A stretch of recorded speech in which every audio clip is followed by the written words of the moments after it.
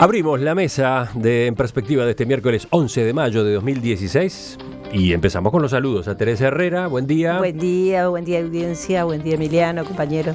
Rafael Porcecanski, ¿cómo te va? Buen día para todos. Ahí tenemos dos colores bien distintos, ¿no? Teresa vino por el lado de los... Melón. Lo contrastamos con un negro. Rafael vino entre gris y negro, muy uruguayo. Yo tanguero. Ahí está. Tanguero italiano. Le encantó lo de tanguero. Y yo con el uniforme y Gerardo uruguayo. Caetano, suéter negro y camisa gris, blanca, gris. Ahí. Exactamente, el uniforme uruguayo. Es como cuento ese, cuando le preguntan a un señor de una multinacional que viene a Uruguay a vivir, ¿qué es lo que tiene que traer fundamental? Qué sé yo, y le dicen 2 trajes negros. Bueno, vamos al primero de nuestros temas. Nos ubicamos en la región. Miramos hacia nuestro vecino Brasil. Allí se vive un día crucial. Hoy, el Senado resuelve en esta jornada si se inicia o no un juicio político contra la presidenta Dilma Rousseff. Según los sondeos hechos por la prensa en la Cámara Alta, los votos para apartar a la mandataria del cargo ya están asegurados. De todos modos, ayer la Abogacía General del Estado hizo un último intento por detener el proceso, solicitando su anulación ante el Supremo Tribunal Federal. Entre otros argumentos, estos abogados que defienden a Dilma Rousseff sostuvieron que el expresidente de la Cámara de Diputados, Eduardo Cunha, suspendido de la semana pasada, recién había optado por abrirle un juicio político a la mandataria cuando decidió operar por venganza, que se había movido por venganza personal. La presidenta, por su lado, se aferró ayer al cargo y recordó que su mandato finaliza legalmente el 31 de diciembre de 2018. Eu vou lutar com todos os instrumentos que eu tenho, os instrumentos democráticos e legais, para que impedir a interrupção ilegal, usurpadora do meu mandato, por traidores, por pessoas que não têm condições de se apresentar ao Brasil e se eleger. Usurpadores. El tema no resulta para nada indiferente en los otros países de la región. Acá, en Uruguay, por ejemplo, el PIT-CNT y otras organizaciones políticas, incluyendo el Frente Amplio, habían convocado una marcha que tuvo lugar por 18 de julio, protestando contra lo que consideran un golpe de Estado. Por otro lado, podemos mencionar al secretario general de la OEA, Luis Almagro, que anunció que va a consultar sobre la legalidad del impeachment a la Corte Interamericana de Derechos Humanos. Los escucho, señores, señora. ¿Todos pendientes? Yo voy a arrancar entonces. Dale, cortito, una ronda rápida, a ver. Una ronda rápida. Un juez divulga escuchas y pide disculpas. Un diputado festeja y recuerda a un torturador. Un ideólogo del impeachment enfrenta a su vez gravísimos cargos y es suspendido en sus funciones. Lula se esconde en la pollera de Dilma. Un vicepresidente teje alianzas para derrocar a su presidenta. Los diputados festejan votos como si fueran goles. El jefe de diputados anula la decisión previa. El jefe de diputados anula su previa anulación. Un expresidente detenido e interrogado por corrupción. Ese es el teleteatro de la política brasileña. Un teleteatro que no emociona, sino que es patético. Esto es lo primero que quería decir en una ronda rápida. No me quiero situar en la parte de analista, me quiero situar en la parte de ciudadano, de observador. Mientras ibas haciendo tus apuntes, del otro lado de la mesa Daniel levantaba la mano. Si Leo Maslía la hubiera escrito, esta obra, hubiéramos dicho que se ha pasado un poco de la raya. El poeta Porcecanski nos ha regalado una eximia pieza de lo que sucede en Brasil, pero te olvidaste para mí de algo que es clave en todo tu análisis. No, es el pueblo, la gente, la ciudadanía. La ciudadanía creo que está viviendo con pasión esta situación y, como dijo Emiliano en su introducción, esto está repercutiendo en toda América Latina. El fracaso o la eventual salida de Dilma de la forma en que todo indica que va a salir es cortar la médula de la esencia de lo que fueron las políticas progresistas en América Latina, con un fracaso estrepitoso desde el punto de vista político, de no haber podido manejar el Estado de forma tal de que el Estado se alíe para el progreso y para el futuro y para el desarrollo y para todo ese discurso con los cuales la mayoría latinoamericana creyó, apostó y apostó de buena fe. La buena fe de toda esa historia termina saliendo por la puerta de atrás con una patada en el traste. Entonces me parece que a tu excelente narración hay que meter a la gente, a la ciudadanía, a la desilusión de mucha gente por cómo termina esta historia. Gerardo, ¿tu primera intervención? Acá hay que separar dos cosas. Una es el desempeño en particular de este último gobierno de Dilma Rousseff. Yo soy crítico de este último gobierno, en primer lugar porque no cumplió el programa por el que fue electa. Es decir, tener de ministro de Economía a Joaquín Levy, como lo tuvo, la contrapuso al PT y ha tenido muchos fracasos. Y dejo de lado también otro punto que me parece sustancial, que es la corrupción, que es el gran tema que está erosionando a todo el sistema político brasileño y que cruza a todos los partidos. Eso es un tema. El otro tema es el impeachment. Y el impeachment no tiene validez jurídica. Al impeachment no le asiste validez jurídica. El impeachment es un asalto al Estado. Es un asalto. Podremos ver técnicamente cómo se califica, si es un golpe de Estado, si es un golpe de Estado blando, pero no tiene validez jurídica. De acuerdo a la institucionalidad brasileña, para que se dé el impeachment tiene que haber un delito de responsabilidad. Ese delito de responsabilidad no ha sido probado. No solamente... Lo que tú quieres decir es que este impeachment. El impeachment a Dilma. Porque el los impeachment otros sí, como figura sí está. Este impeachment a Dilma, es un movimiento político, es una arremetida política de este sistema de partidos locos de Brasil, 27 partidos con representación parlamentaria. Bancadas que cruzan a los partidos, la bancada evangelista, la bancada agrarista, partidos que estuvieron en la coalición de gobierno y que hoy, por ejemplo, el Partido Progresista, que es un partido de derecha que tiene ese nombre y que sin embargo estaba en la coalición de Dilma Rousseff, fue el que empujó a Ramalao, que por motivos jurídicos había declarado inválida. Marañao había declarado inválida el pedido de continuidad del impeachment cuando estaba Acuña.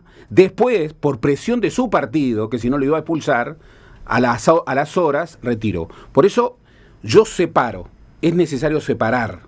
Y en lo que tiene que ver con el impeachment en curso, con resultado absolutamente previsible contra la presidenta Dilma, hay un desborde absoluto de la institucionalidad, gravísimo para América Latina, porque confirma algo sobre lo que venimos hablando y es enormemente preocupante, que es el desacuerdo de régimen. Yo puedo estar en las antípodas de tu pensamiento, pero ojo, tengo un acuerdo de régimen, que es el Pacto para el Disenso, y esa lealtad institucional no se puede quebrar. En Brasil se quebró, y lo que está ocurriendo lo podremos llamar de muchas maneras, no tiene fundamento jurídico y es gravísimo para toda América Latina. Yo coincido con Gerardo, muchas de las cosas que iba a decir las acaba de decir él, así que no voy a ser muy larga, pero me preocupa específicamente este tema del desacuerdo de régimen. Me preocupa la debilidad institucional del sistema político de Brasil. Me preocupa porque, insisto, esto lo hemos hablado ya en esta mesa, y yo decía que muchas veces, incluso desde Uruguay, resulta bastante difícil poder entender partidos tan endebles, partidos sin orientación ideológica, partidos que no tienen tradición, que están fragmentados. Alguien me puede decir, bueno, son muchos millones de habitantes, ¿por qué no pueden tener 27 partidos y en Uruguay hay 4 o 5? Pero no es lo mismo, no se trata solo de la cantidad, sino de la forma, y lo vimos claramente cuando vimos la votación, ¿no? Cuando uno vio la votación, eso parecía más un partido de fútbol.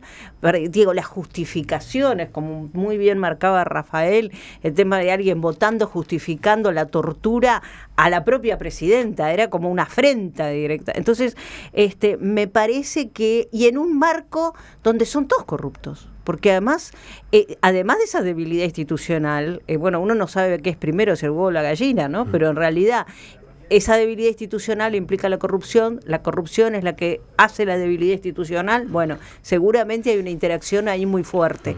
Y me parece que esos partidos y esa gente que integra esos partidos, donde uno puede mirar a todos los que hicieron el proceso y se da cuenta que en realidad Dilma, que puede haber hecho esto del maquillaje de los datos, nadie dice que no, digo, es al lado de los otros realmente como una especie de angelito, ¿no? Entonces, realmente me preocupa, porque me preocupa además esa catarata que puede venir, y termino con esto, de un país tan grande, con tanta importancia económica y geopolítica en América Latina. Digo, ¿quién duda que Brasil es el país más grande, más importante? Entonces, realmente, digo, nos deja una preocupación enorme, ¿no? Después de estas primeras consideraciones, me gustaría que aterrizáramos en el día de hoy, porque de Brasil y de esta crisis política hemos venido charlando en las mesas durante varios días, incluso en el propio día de ayer. Me gustaría que nos situáramos en los últimos hechos en este día, que tiene las particularidades que tiene, ¿no? Daniel.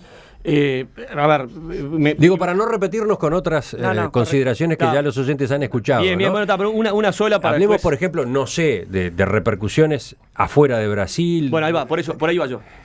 A ver, dale. Por ahí va yo. ¿Por qué esto es eminentemente grave?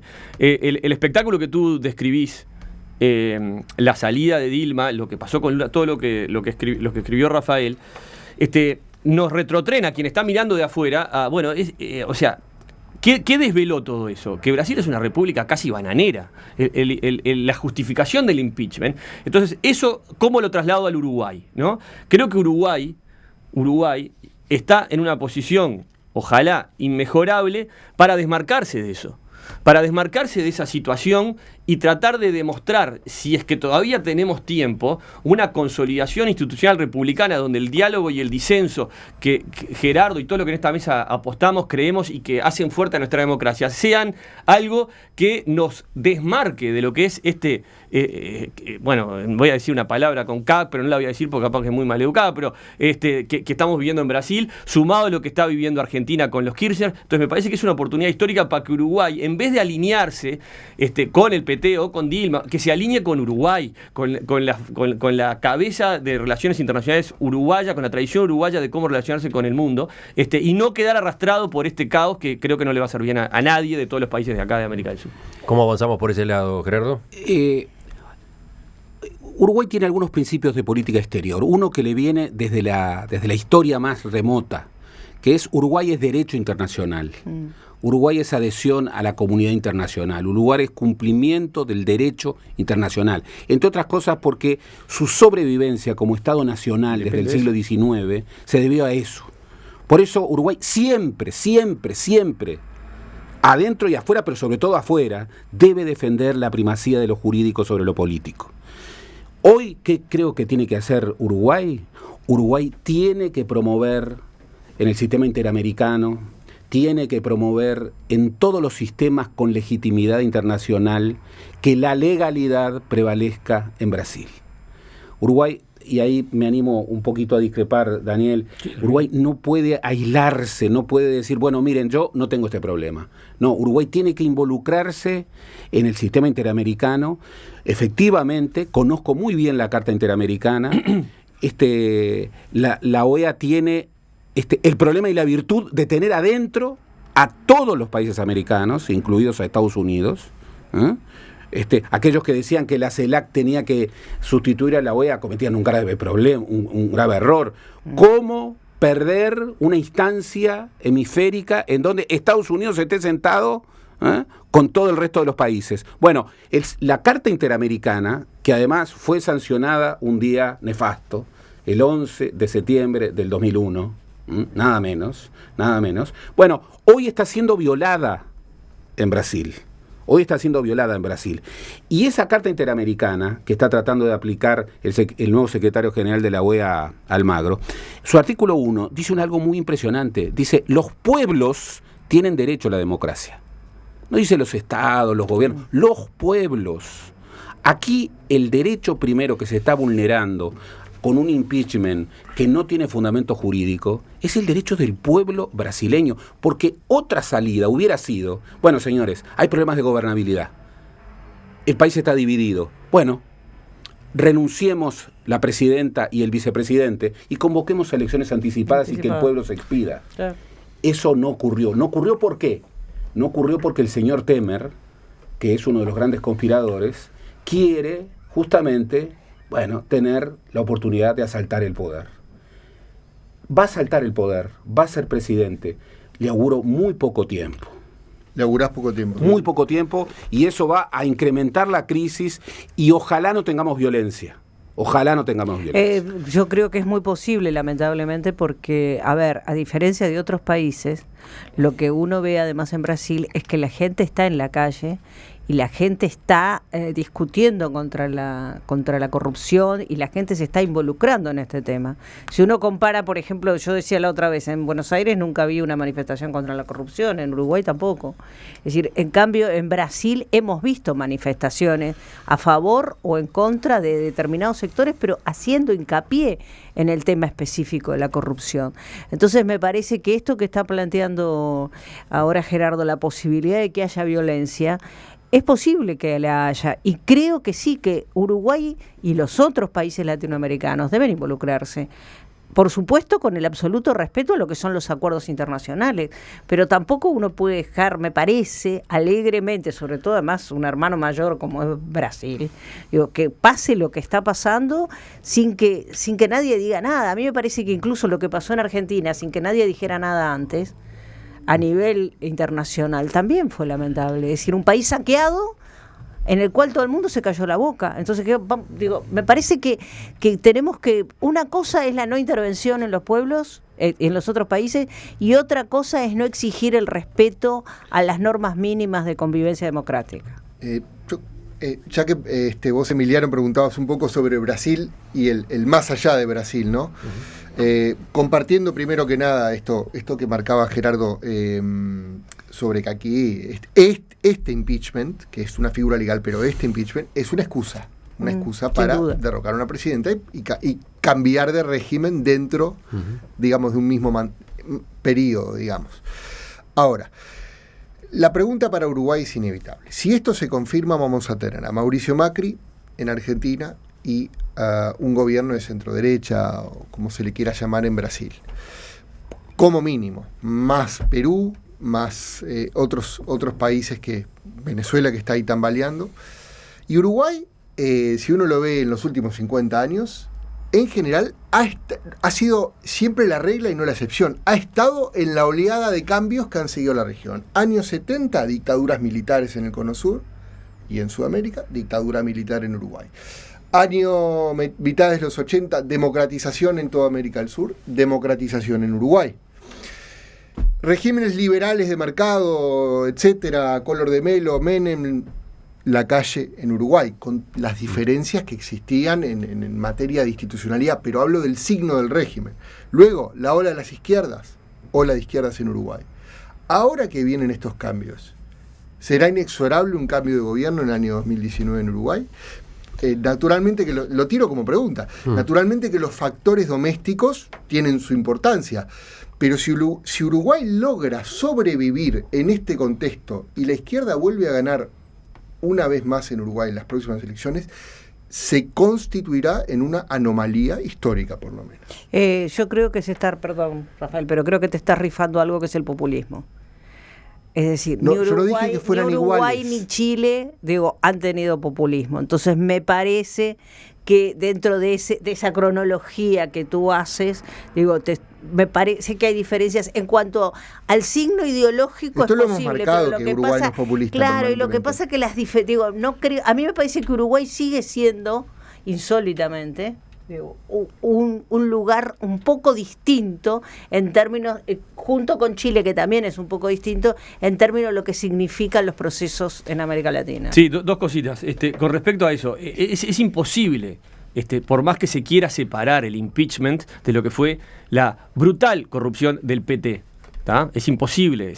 Una cosa está atada a la otra, por más que una de las bibliotecas, la que añaden ustedes tres, y que yo lo dejo en blanco, tiene que ver con que jurídicamente es ilegal el impeachment. Yo no lo sé, me falta conocimiento para decirlo tan rotundamente.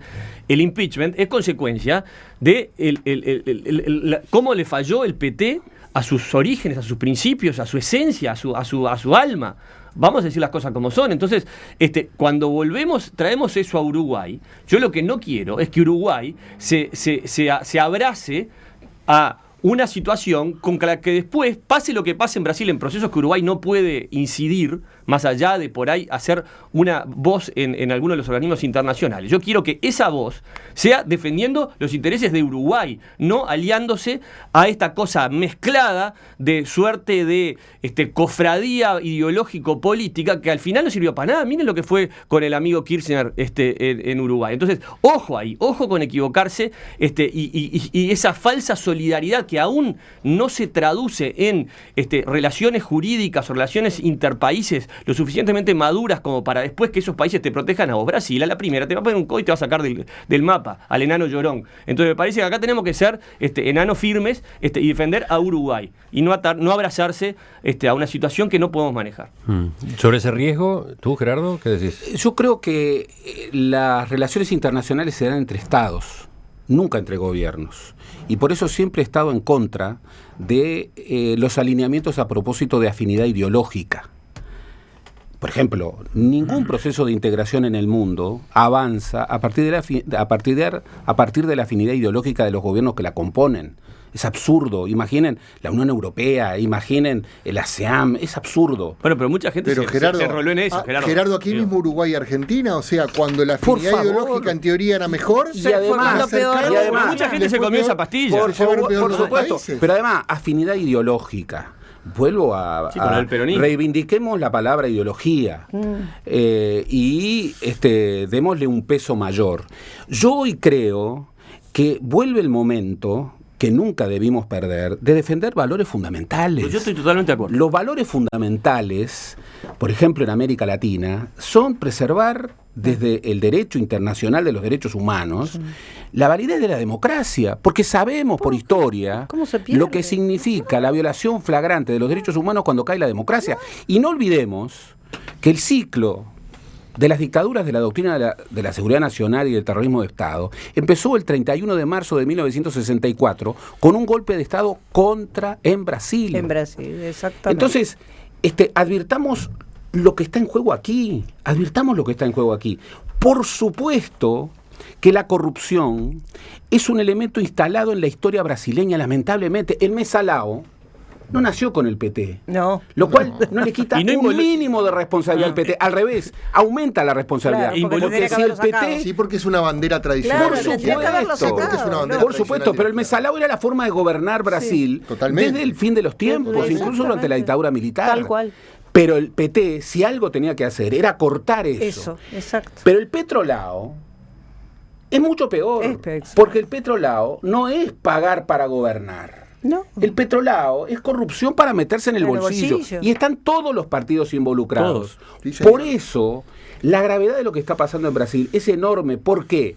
Porque no es que ahora va a venir un gobierno ahí estoy de acuerdo contigo. Que va a... no hay reservas democráticas. No solamente no hay reservas democráticas, sino que no hay gobernabilidad. Pero, Gerardo, perdón. El gobierno que va a presidir Temer es un gobierno que va a caer rápidamente. Yo estoy de acuerdo con Gerardo. Hay un vacío. ¿Por qué? Porque todos los partidos están deslegitimados. E incluso nadie puede decir hoy que el payaso, ¿cómo se llama este payaso que es diputado? Marañao. No. Titirica, una cosa así. Que Romario. O que Marina. Exacto. Que se convirtió al evangelismo y que no tiene condiciones de gobernabilidad, no sea el próximo presidente. Entonces, lo más grave para Uruguay no es que cambie el signo de gobierno de Argentina, de Brasil. Lo más grave para Uruguay es entrar en un continente en donde la inestabilidad de gobiernos sea enorme. Bueno, entonces precisamente tenemos que ser más astutos que todos y pero ser no conscientes de ese. No, bueno, no, aislando los valores. Muy bien, pero es un proceso, Gerardo, discúlpame, que ya está, yo creo que es un monstruo que ya está cayendo por la montaña. O sea, ¿cómo hacemos una vez que eso está sucediendo, teniendo la fuerza que tenemos? Ahí es donde yo digo hay que ser más inteligente que el resto y sin perder nada, un ápice de los valores republicanos, democráticos, institucionales que nosotros nos enorgullecemos, pero defender a Uruguay, no arrastrarnos en la caída. No sé cómo explicarlo. Coincido con tu razonamiento, pero me parece que hay que defender a Uruguay acá. Hay que armar un think tank especial ya para ver cómo nos posicionamos para defender a Uruguay. Uruguay aislado. Defender a Uruguay es defender un proceso democrático que tiene que respetarse. Entonces me parece que defender a Uruguay no es caer en los facilismos, no es decir, bueno, si me gusta ideológicamente o no me gusta el otro. Lo que hay que defender es lo que la gente vota y los procesos legales dentro de la democracia, en todos lados. Hay que destacar muy brevemente la figura de Almagro. A mí en muchas cosas como canciller me disgustó mucho su gestión, pero aquí al frente de la OEA, primero, coincidí in totum con aquella famosa carta Tibisay-Lucena del Consejo Electoral venezolano, con las denuncias gravísimas que ocurrían en Venezuela, y ahora vuelvo a coincidir con Almagro por segunda vez, con una defensa sostenida de, como decía Gerardo, la democracia y la institucionalidad en Brasil. Lo que está en juego son las instituciones.